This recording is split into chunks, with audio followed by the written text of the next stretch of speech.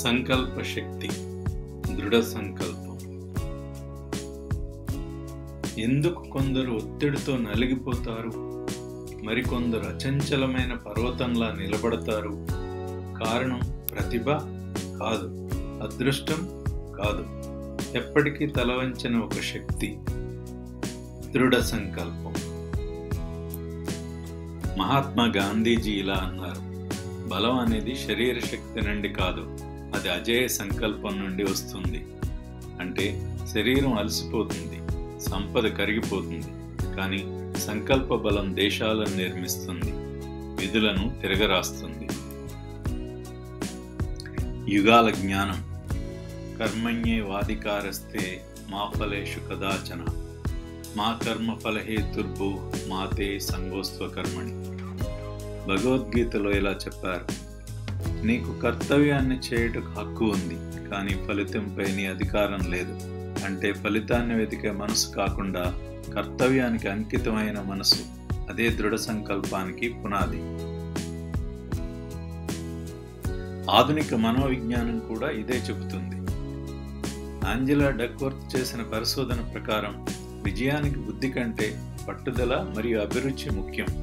దృఢ సంకల్పం పుట్టుకతో రావడం కాదు, ప్రతి శ్వాసలో పెంపొందించుకోవాల్సిన శక్తి.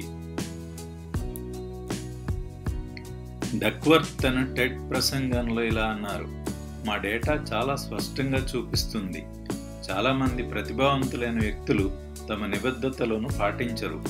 వాస్తవానికి మా డేటాలో ధైర్యం సాధారణంగా ప్రతిభ యొక్క కొలతలకు సంబంధం లేనిది లేదా విలోమ సంబంధం కలిగి ఉంటుంది.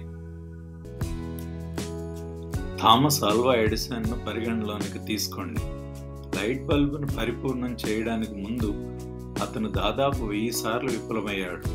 అలానా అని అడిగినప్పుడు అతను ఇలా అన్నాడు: నేను విఫలం కాలేదు, పని చెయ్యని 1000 మార్గాలను నేను కనుగొన్నాను. అదే దృఢ సంకల్పం. వైఫల్యాన్ని ఓటమిగా కాకుండా ఒక మెట్టుగా చూడాలి. ఆచరణాత్మక సూచనలు. చిన్న చిన్న ప్రతిజ్ఞలు. రోజు చేసే చిన్న నిర్ణీతమైన పనులు పెద్ద సంకల్పానికి బలం.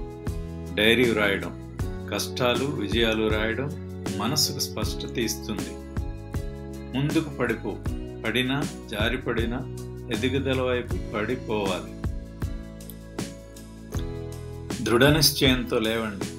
దృఢ సంకల్పం అనేది మనలో దహించే మౌనాగ్ని. దాన్ని ప్రతిరోజు పోషించండి. మీ మార్గాన్ని ఏదీ ధ్వంసం చేయలేదు. మీరు ఈరోజు సంకల్పాన్ని ఎంచుకుంటారా?